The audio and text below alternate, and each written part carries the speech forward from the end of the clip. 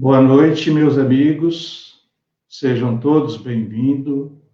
Como costumeiramente, todas as quartas-feiras, estamos aqui presentes com a nossa palestra online, ao vivo, para que possamos preencher o vazio da nossa não presença física no Núcleo Assistencial Espírita André Luiz.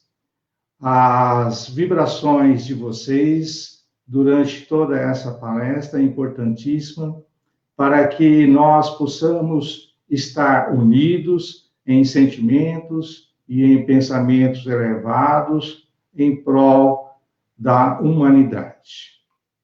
Nesse instante, então, vamos fazer a nossa prece, elevando o nosso pensamento até Deus e Jesus, para agradecê-lo por essa oportunidade de estarmos aqui e colher novos ensinamentos que temos a certeza, Pai, a convicção que nos auxiliará em muito a compreensão dos seus desígnios e compreender, de fato e de direito, o nosso papel na sociedade.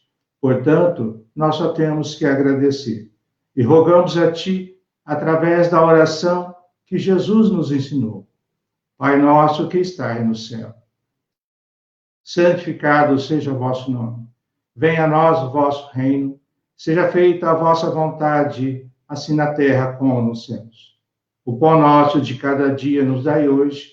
Perdoai, Pai, as nossas dívidas, na medida que nós vamos perdoando aos nossos devedores.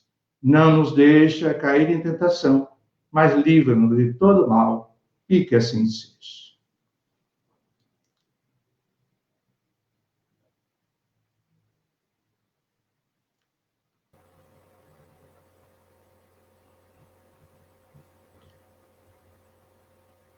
Meus amigos, como vocês já perceberam, nós temos a alegria, a satisfação de ter conosco um novo amigo junto a nós, é o César Santos. Ele é conferencista espírita, ele é presidente do Centro Espírita Chico Xavier, reside atualmente na cidade de Sherbrooke, no Canadá. Ele é natural aqui de Catanduva, portanto paulista como nós. Ele é professor de Química e mestre em Ensino de Ciência. E o tema que o nosso mais novo amigo vai nos abordar é o jovem rico, fazer escolhas com sabedoria. César, seja muito bem-vindo Que Deus e Jesus possa estar contigo, inspirando para o desenvolvimento do tema escolhido. Muito obrigado, Rubens. Muito obrigado a todos. Muito obrigado aos amigos do Núcleo Assistencial Espírita André Luiz. É uma grande alegria estar com vocês, porque, como eu dizia agora de pouquinho ao Rubens, eu estudei em Araraquara, né, me formei aí no Instituto de Química, e então eu me sinto um pouco em casa, e é uma alegria reencontrar, rever pessoas queridas e enviar um abraço a todos os meus amigos de Araraquara. Eu inicio pedindo a Jesus que nos abençoe a todos, que nos envolva, que a luz caia nestes momentos sobre os nossos lares, envolva cada um de nós que estamos nessa corrente, né, de reflexão, de estudos, e que Ele possa nos abençoar com muita luz, com muita paz, com muita tranquilidade nesta noite.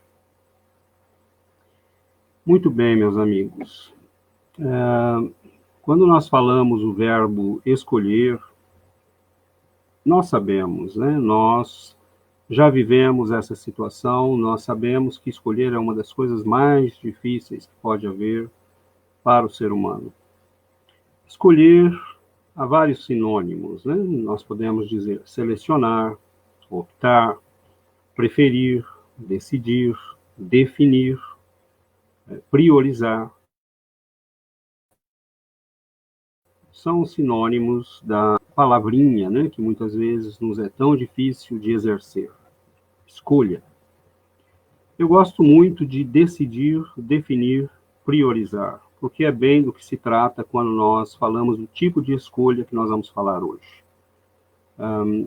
É lógico que escolher uma profissão, por exemplo, quem já não passou por essa situação, escolher um curso universitário, escolher um parceiro para a vida, uma parceira. Nós passamos por escolhas todo o tempo. Em que cidades vamos viver, né? Em que lugar vamos morar. A nossa vida é feita de escolhas o tempo todo.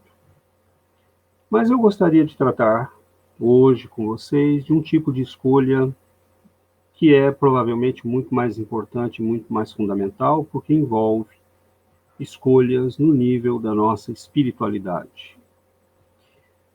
Nós temos no livro Ceareiros de Volta uma mensagem do Espírito de Batuíra e eu gostaria de começar por ela. Não vou ler a mensagem, mas vou fazer um resumo para que nós possamos conversar e avançar na nossa discussão, na nossa reflexão dessa noite.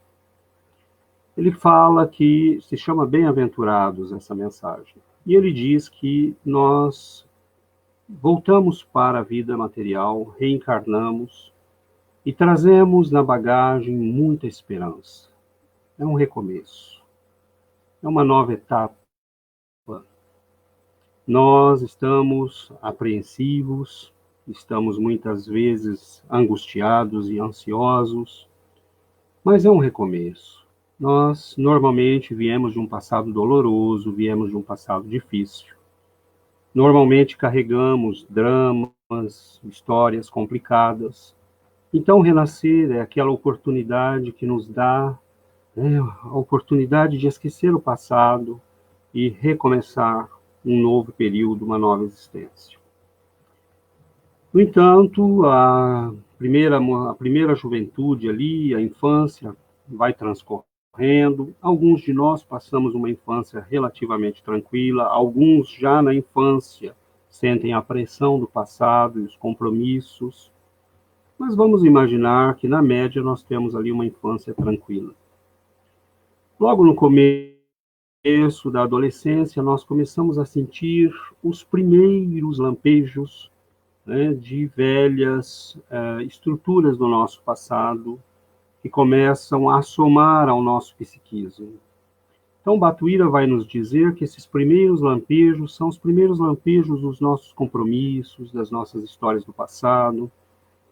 Nós começamos a sentir, por exemplo, uma certa tristeza repentina, alguns de nós, outros uma certa melancolia, outros uma certa insatisfação que começa a se apresentar e nós aí não entendemos porque nós dizemos, mas fulano, você é tão jovem. E notem bem que eu estou enfocando aqui o problema do jovem, mas escolher é uma coisa que se passa todo dia, todo tempo na nossa vida. Nós vamos dar o foco um pouco no jovem, mas vocês vão perceber que, na verdade, nós estamos falando de nós o tempo todo, porque o que é ser jovem, finalmente? Se nós somos almas eternas, escolhendo o tempo todo, decidindo o tempo todo, escolhendo caminhos o tempo todo. Então, ser jovem é uma coisa que, na doutrina espírita, não tem muito sentido. Mas vamos enfocar esse período aí inicial das nossas vidas. E vamos aproveitar para pensar nos nossos filhos, netos, né, sobrinhos, amigos. A pessoa começa a ter algumas particularidades, né? Alguns jovens apresentam, de repente, uma tristeza, uma angústia, e você diz, mas fulano, você é jovem, né? O que é que está errado? Aproveite a vida, viva a vida. E Batuíra vai nos dizer que são momentos muito delicados, porque ali no final, né, da adolescência, começo da juventude, nós começamos a ter a emergência no nosso psiquismo dos compromissos que nós trouxemos das nossas vidas passadas. E há uma pressão que começa a se fazer no nosso psiquismo, porque é a pressão daquilo que nós esquecemos, mas está presente na nossa alma. Nós esquecemos os dramas do passado, mas eles estão presentes na nossa alma. E Batuíra vai dizer, nessa mensagem psicografada por Valdo Vieira e Chico Xavier, não me lembro qual dos dois, ele vai dizer, nesse momento, até mesmo inimigos do nosso passado nos redescobrem reencarnados. Porque no momento que nós reencarnamos, é como se nós dessemos uma sumida, né? Fomos viajar e ninguém sabe direito onde estamos. Mas, com o tempo, o nosso psiquismo começa, né, a emitir sinais, e muitas vezes eles nos reencontram. E quando nos reencontram, eles se lembram do que nós somos, mas nós não lembramos. E aí aquele jovem começa a ter uma certa depressão, uma certa angústia, uma certa tristeza, e são momentos muito difíceis. Bom, ele vai nos dizer que começa a haver uma pressão interna dentro da nossa alma. Pressão que se manifesta com esses sintomas. Nós paramos aqui a mensagem de Batuíra e retornamos alguns séculos, mesmo alguns milênios atrás. E vamos reencontrar num dia, numa manhã luminosa, nosso Mestre Jesus que caminha por uma das muitas cidades por onde ele caminhava. E naquele dia, como sempre, o povo o cerca. O povo estava sempre em volta dele. O povo estava sempre por perto dele. O povo queria tocá-lo, o povo queria ouvi-lo. Mas naquela manhã, as pessoas mais simples que o envolvem abrem caminho porque aproxima-se um jovem. E este jovem é um jovem que vem vestido com roupas muito bonitas, vem muito bem apessoado, tem os sinais de alguém que pertence provavelmente à casta dos fariseus, embora não seja dito, mas provavelmente era um fariseu, um jovem ilustrado, um jovem culto. Nós falamos jovem, mas era provavelmente já um homem, ali na faixa dos 25, talvez 30 anos. E ele vai se aproximar de Jesus e ele vai dizer, mestre, que farei de bom para ter a vida eterna? E Jesus lhe responde, por que você me pergunta sobre o que é bom? Bom só há um, que é Deus. Mas se você quer ter a vida eterna, obedeça os mandamentos. E ele volta, né? Se você quer entrar na vida eterna, obedeça aos mandamentos. E ele pergunta a Jesus, quais, Senhor? E Jesus vai dizer aquilo que nós lemos no Velho Testamento.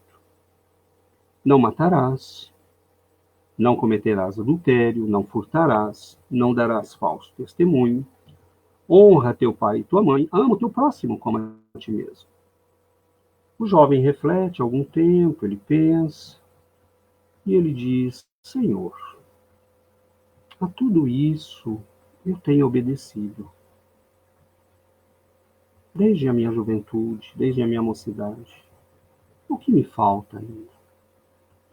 Notem a pergunta dele. É um jovem, rico, de uma família provavelmente nobre do seu povo, um varão de Israel, como era provavelmente, né, como era certamente, né, alguém como Paulo de Tarso, por exemplo, poderia ter sido Paulo de Tarso, a questionar Jesus nesse dia. Mas era um jovem que nós não conhecemos o nome. Ele está vivendo algo interessante. Rico, bem apessoado, reconhecido pelo seu povo, culto, instruído na lei, e alguém que havia já optado pelo exercício da nobreza espiritual, porque ele cumpria os mandamentos. Senhor, tudo isso eu tenho observado desde a minha mocidade. O que me falta ainda? Notem que essa pergunta, amigos, é a pergunta que não quer calar. É a pergunta que está nas nossas almas. O que é que me falta ainda? O que eu ainda não encontrei? Aquela satisfação íntima, aquela coisa boa dentro de mim que diz: eu estou no bom caminho, estou na felicidade, eu encontrei o tesouro. O Senhor vai lhe responder: se você quer ser perfeito, note bem que o Senhor responde após a insistência dele. Se você quer ser perfeito, vá, venda tudo o que você tem, dê o dinheiro aos pobres, e aí você terá um tesouro nos céus. Depois venha e siga-me. Diz o evangelista Mateus: ouvindo isso, o jovem afastou-se entristecido, porque ele tinha muitas riquezas. Jesus vai dizer, então, aquela famosa frase, né? Em verdade vos digo que é mais fácil passar um camelo pelo fundo de uma agulha que um rico entrar no reino de Deus. E ao ouvirem isso, os discípulos ficam perplexos e perguntam: nesse caso, Senhor, quem pode ser salvo? Ele diz: a Deus tudo é possível, a vocês não, mas a Deus tudo é possível. E há uma pergunta final que eu quero trazer para a nossa reflexão. Quando Simão Pedro se aproxima e diz: Mestre, nós deixamos tudo para te seguir. E o que será de nós? Notem que esse jovem rico, bem apessoado, culto, instruído, é como muitos jovens da nossa sociedade. E muitos desses jovens que nós conhecemos são exemplos de bondade, de trabalho, de esforço, estão empenhados em campanhas para salvar o meio ambiente, para salvar o planeta, são generosos com seus amigos, são generosos com a família, mas um dia nós notamos aquela tristezinha na alma. E aí nós estamos diante daquilo que Batuíra nos havia instruído e que nós conversamos no início. Há uma pressão na nossa alma. E essa pressão é a escolha mais difícil que nós viemos fazer neste planeta. E é nessa escolha que muitas vezes nós falhamos, infelizmente. Porque a pressão entre o velho homem, que falava Paulo de Tarso, e o novo homem. É a pressão entre as velhas estruturas da nossa alma, aquelas mesmas ligadas ao egoísmo, ao orgulho, à vaidade, à arrogância, à teimosia, que estão fazendo pressão na nossa alma. Porque nós cultivamos estas qualidades negativas durante séculos, durante milênios. E nós espíritas sabemos que a evolução se faz com esforço, com vontade, com determinação, com escolhas que devem ser feitas dia a dia. Então, nós não podemos apagar o passado como se ele não existisse. Nós esquecemos dele para ter uma chance de recomeçar. Mas a pressão que ele faz na nossa alma se manifesta. Então, o que Batuíra vai nos dizer é, neste momento, nós estamos diante de uma escolha difícil. Porque muitos de nós cedemos a essa pressão fazendo a escolha de deixar se manifestar os velhos padrões. E aí nós começamos a mergulhar na mesma dinâmica do nosso passado. Notem bem que aquele jovem queria ter a vida eterna. Ele sentia que cumprir os deveres era, talvez, ele não percebesse, simplesmente uma maneira de dar satisfação à sociedade na qual vivia. Mas ele ainda não havia descoberto aquilo que Jesus um dia falou para os discípulos. O reino de Deus é como uma pérola preciosa. Que no momento em que o homem que busca riquezas encontra, vai e vende tudo para comprar aquela pérola. Então nós queremos algo na nossa vida que defina a nossa vida, que dê razão à nossa existência. Mas diante da pressão do passado e diante da pressão do presente, porque nós estamos num mundo que faz pressão o tempo todo para que nós cedamos às influências da matéria, como está no Livro dos Espíritos, como está no Evangelho segundo o Espiritismo, quando os espíritos dizem a Allan Kardec, os dois males da alma humana são o orgulho e o egoísmo.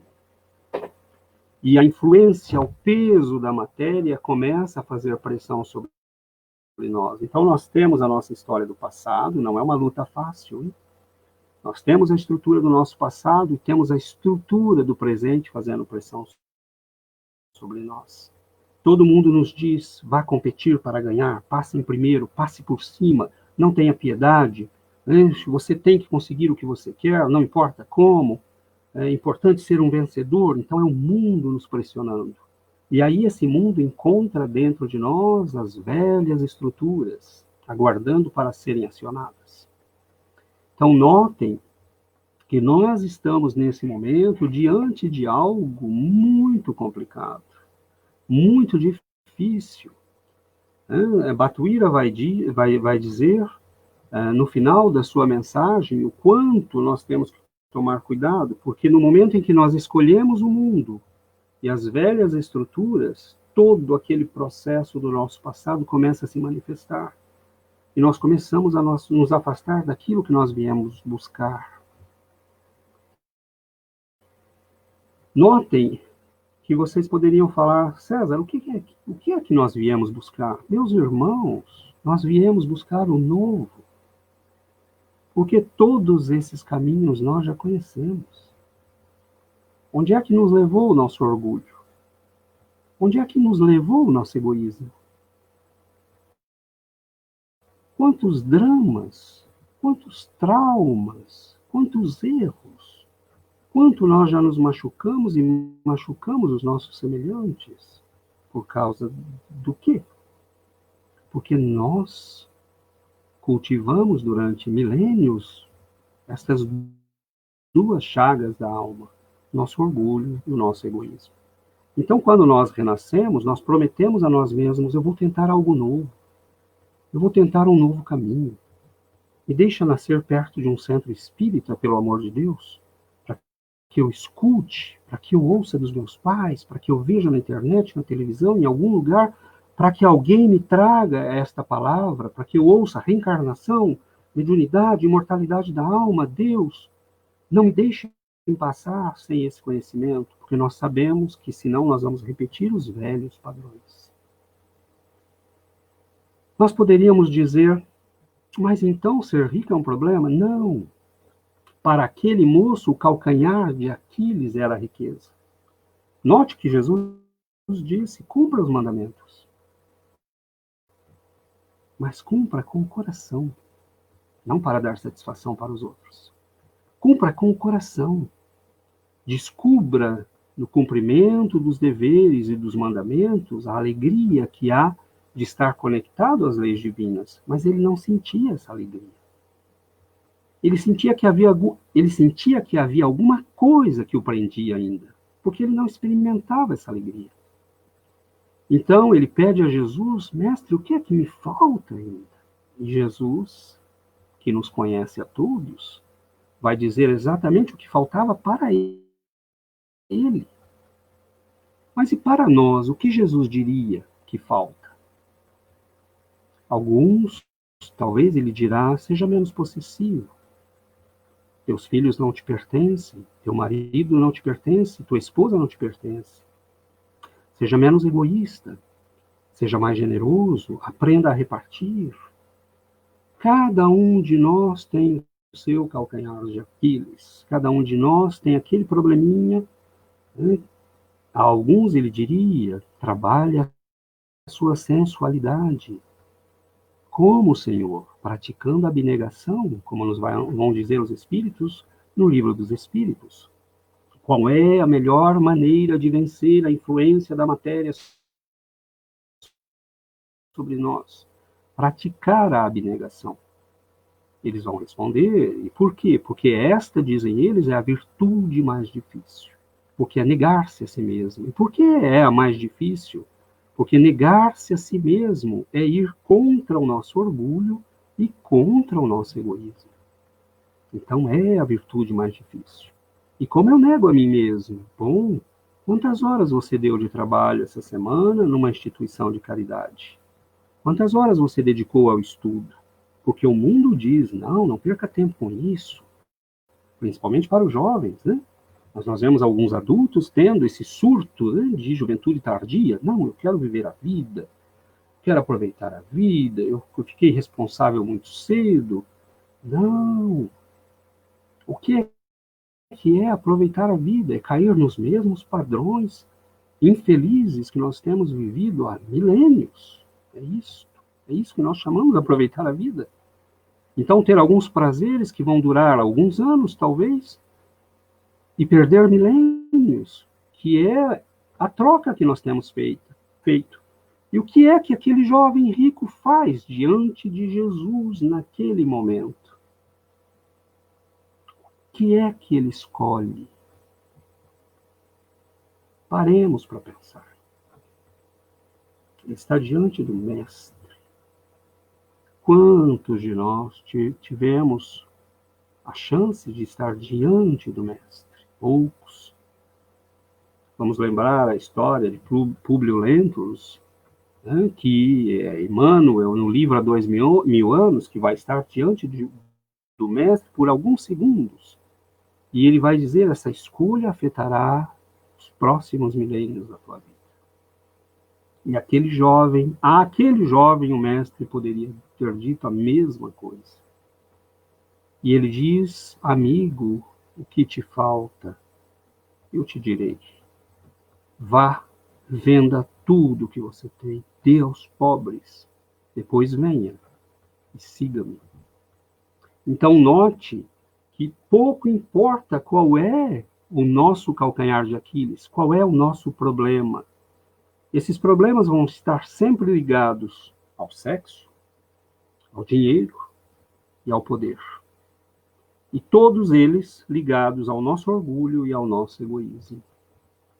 Então, não importa, porque a variedade de problemas é muito grande, mas a solução é uma só. Vá, entregue tudo isso, depois venha e siga-me. Aquele que é muito sensual, ligado aos problemas da sensualidade doentia, da afetividade doentia, ele vai dizer: vá e venda tudo isso, entregue tudo isso, desfaça-se de tudo isso, depois venha e siga-me. Então o Senhor, aqueles que são muito apegados ao poder, ele vai dizer a mesma coisa. Pouco importa o problema que nós temos, a solução é a mesma. É desfazer-se disso e seguir o Mestre.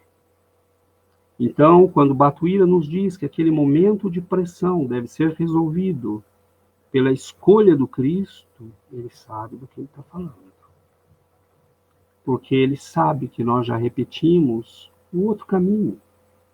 Nós já escolhemos o outro caminho, nós já sabemos onde ele leva, nós podemos não nos lembrar.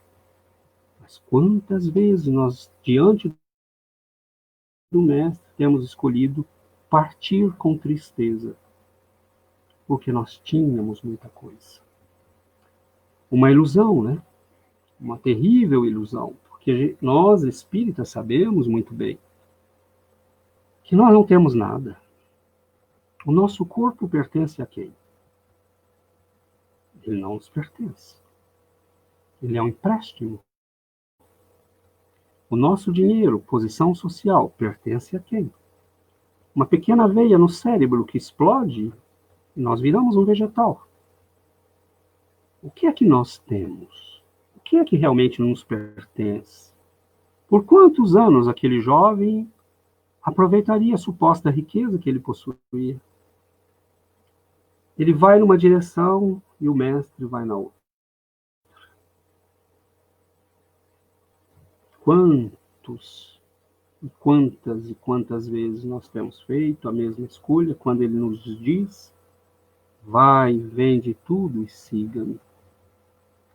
Então, nós estamos, muitas vezes na juventude principalmente, nós sentimos essa pressão, e é importante que nós espíritas falemos isso aos nossos jovens. Quando aparecer esses momentos e quando você estiver vivendo esta pressão entre o velho eu e o novo eu, pense muito bem. Mas essa é uma escolha que nós vivemos todos nós o tempo todo. Você pode ter 50, 40, 60, 70, você estará sempre lutando. Paulo de Tarso vai nos dizer isso, é um combate até o fim. É o combate entre o homem velho e o homem novo. E o homem velho tem milênios.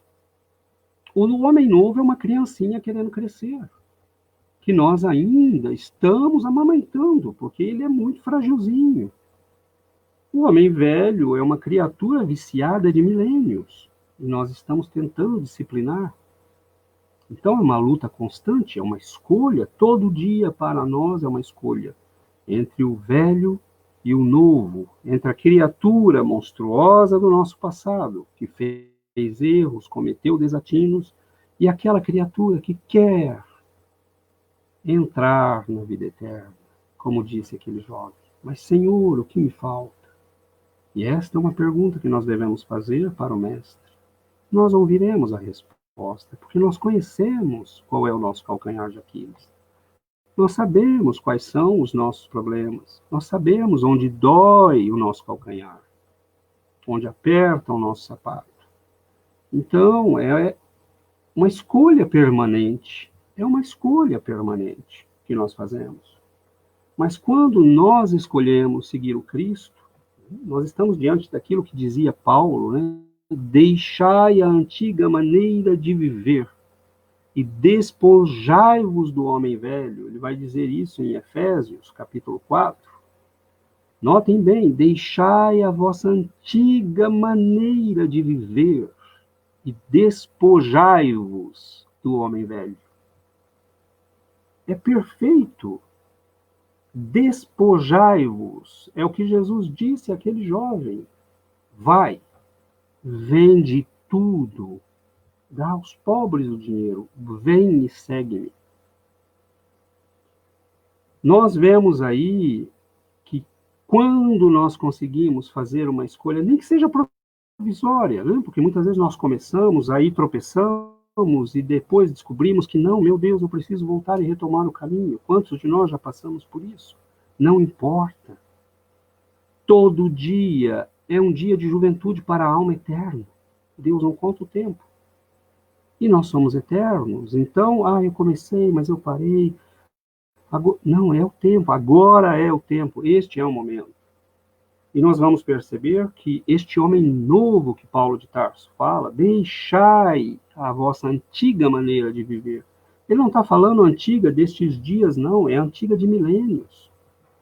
Então, o jovem espírita ou o espírita que escolhe aliviar essa pressão interna pelo trabalho na caridade, pela prece, pelo estudo, pelo enfrentamento desse homem velho, ele começa a mergulhar numa nova dinâmica. E aos poucos, ele começa a sentir aquela paz dentro do seu coração. Aquela paz que o jovem rico não sentia. Então, aquela pergunta de Pedro: Senhor, nós deixamos tudo para te seguir. O que será de nós? Ele queria estar certo de que se salvaria. É natural, é humano. E Jesus poderia ter respondido a Simão Pedro: eu te direi daqui a alguns anos. Mas não foram muitos anos, porque logo Simão Pedro e os outros discípulos começaram a perceber que tudo nesse mundo era uma grande ilusão. Que nós temos um tesouro precioso que aquele jovem não percebeu. Ele tinha a sua alma. Mas naquele momento ele trocou a sua alma, que pedia cuidados e felicidade, por alguns momentos de poder, de riqueza material, porque não foi capaz de superar aquilo que era o problema dele. Mas para qualquer um de nós, o problema pode ser outro. Então, nós mergulhamos numa dinâmica diferente, porque há a pressão do homem velho e a pressão do mundo em que nós vivemos, e tudo nos leva a viver a nossa velha maneira de viver, como diz Paulo de Tarso. Mas à medida que nós escolhemos o novo e começamos a fazer esse esforço, e damos um passo, e mais um passinho, e tentamos mais um dia, e nos esforçamos mais um dia, há dias que são difíceis, há dias em que as pressões internas para que nós retomemos o passado são muito duras, mas nós continuamos, nós nos esforçamos. E aí a resposta que Jesus não deu ali a Simão Pedro, ou deu de um modo simbólico, começa a aparecer. Porque nós começamos a sentir uma certa paz. Nós começamos a entender que não há tesouro mais precioso que cuidar da nossa própria alma. Que vale vender tudo e comprar esta pérola preciosa.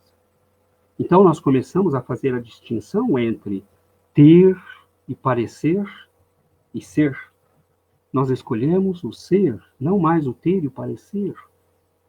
Nós escolhemos o novo, e notem bem, é muito interessante porque as pessoas creem que o jovem ou nós espíritas, não importa em que idade, que escolhemos o Cristo, estamos escolhendo o velho, o antigo, o ultrapassado. Não.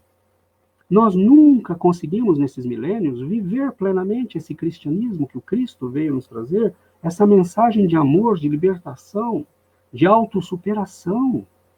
Nós nunca conseguimos, isso é novo para nós.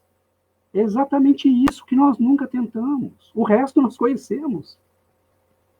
Para os jovens que possam estar me ouvindo, né, vocês já devem ter visto Matrix, é quando, né, o Neo sai do carro e a outra personagem diz para ele: você sabe onde vai dar essa estrada. Tente o novo. Tente o novo. O que é o novo para nós? Faz 2000 anos que ele cantou aquela mensagem de amor na Galileia, que ele nos chamou a viver uma nova aventura. Mas nós preferimos as velhas aventuras do nosso ego, dos nossos erros. Então, amigos, nós temos diante de nós grandes exemplos. Jovens e menos jovens que escolheram, num certo momento de suas vidas, devotar-se ao Cristo, trocar tudo. Temos alguém como Francisco de Assis, jovem, bonito, rico, começa a vida com as alegrias e os prazeres da juventude, mas ele tem a mesma questão. O que é que me falta ainda, Senhor? Há um vazio na minha alma, há uma tristeza. O que é que me falta ainda, Senhor?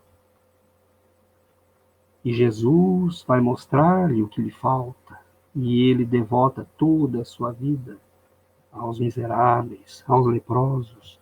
Mas a partir daquele dia ele sente uma alegria que ele nunca havia sentido. Porque é a alegria de quem deixa a si mesmo.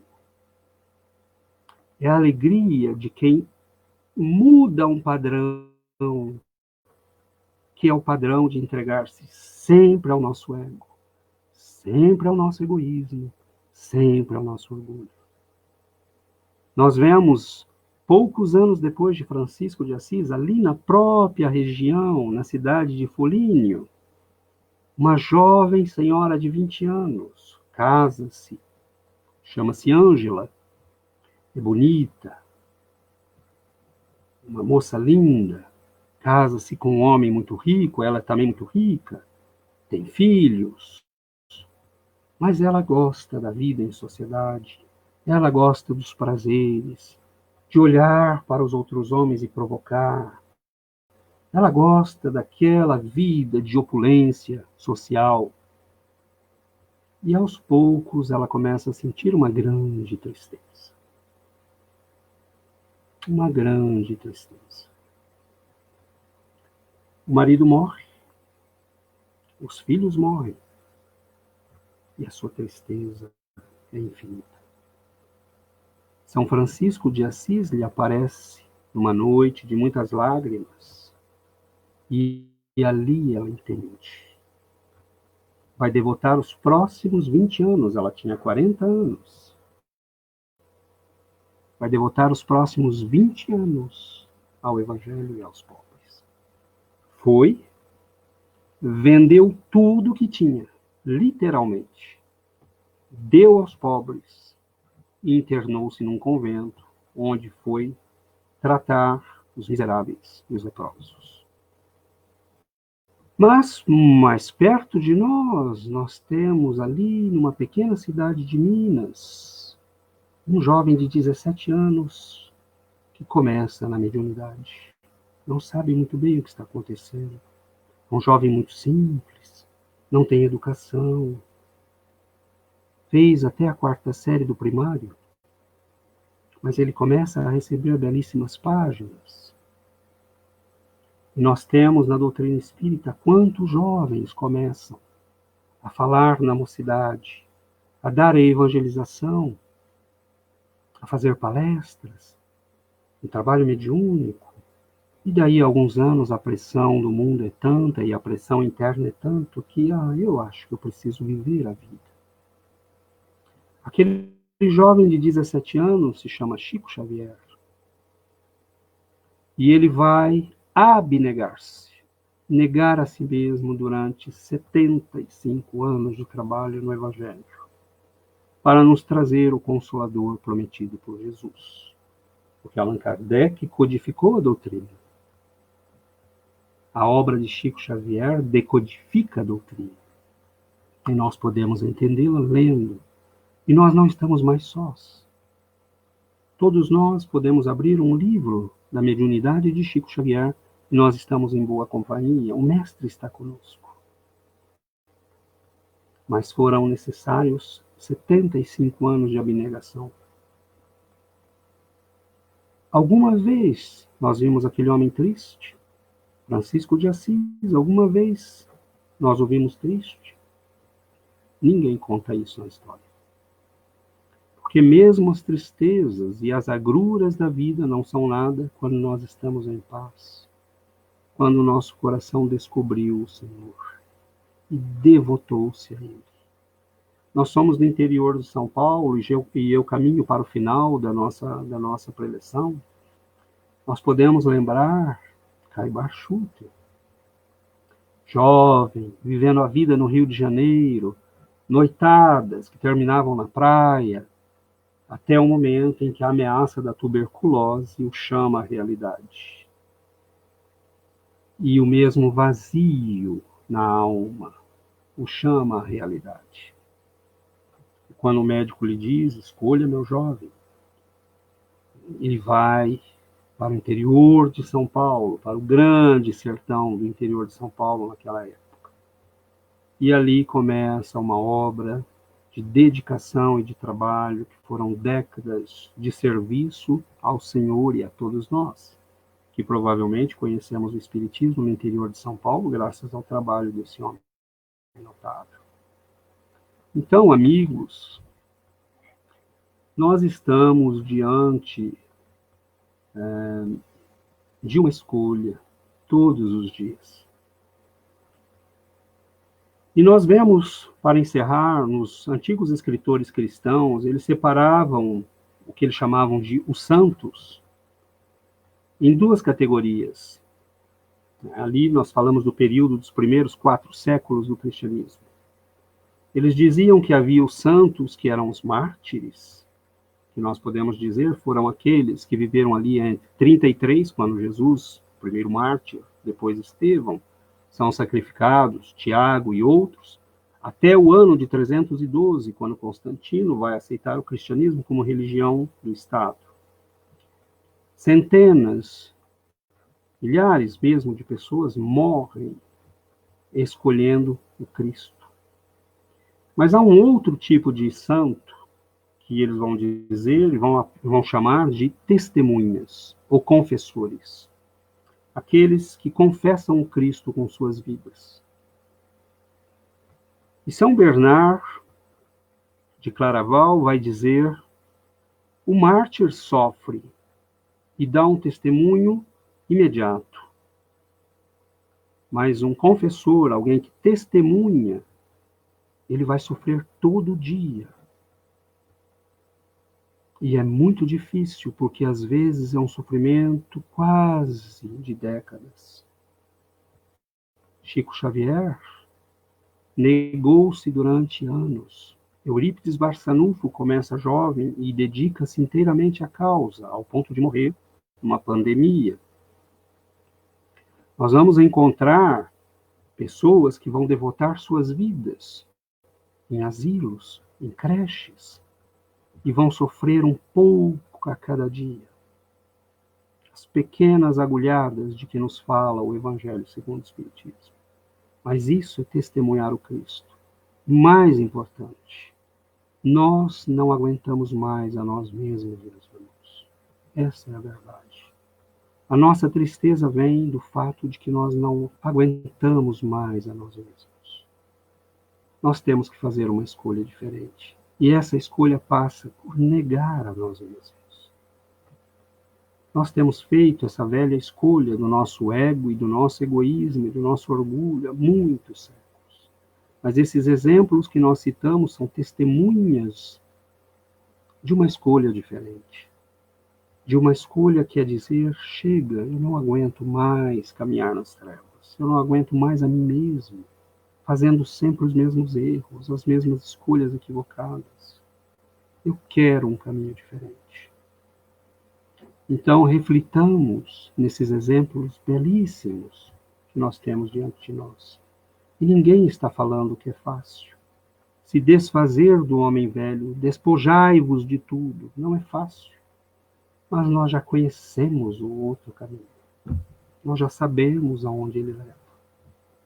Então, façamos a reflexão necessária para que nós possamos começar novas escolhas, mesmo que sejam aparentemente dolorosas. Mas o Cristo nos abençoará. Ele vai nos amparar. Ele colocará a sua mão abençoada sobre nós e dirá: vamos lá, meu filho, eu estou com você. Não desista, mais um passo, mais um passo. E nós conseguiremos chegar. Então, meus amigos, eu agradeço a atenção, o carinho de todos e espero que as nossas reflexões desta noite possam ser úteis a todos nós, porque nós vivemos a realidade das escolhas todos os dias. Que desta vez nós possamos fazer a boa escolha. Muita paz. Que Jesus nos abençoe, nos ampare, nos envolva, nos ilumine a todos. Muito obrigado.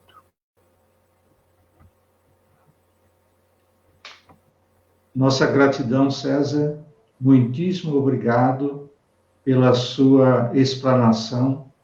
Foi uma verdadeira vitamina para a nossa alma.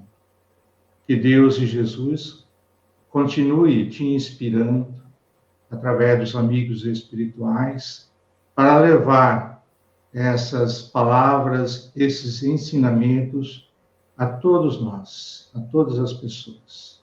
Nossa gratidão eterna. Muito obrigado. Nesse momento, meus amigos, vamos fazer a nossa prece final, agradecendo ao Pai de amor e bondade por mais esta bendita oportunidade. E pedimos, Pai, que nesse instante as vibrações emanadas por todos aqui presentes possam se juntar e ser direcionadas pela espiritualidade onde a dor é maior, onde a esperança partiu sem rumo, onde ainda há desespero por falta de compreensão dos seus desígnios, Pai. Na qualidade espírito ainda em evolução, carecemos do seu concurso divino para nos acalentar as nossas sofreguidão, as nossas impaciências, Pai. Ajude-nos que os ensinamentos da noite de hoje possa nos remeter às escolhas sábias, prudentes e equilibradas na nossa vida.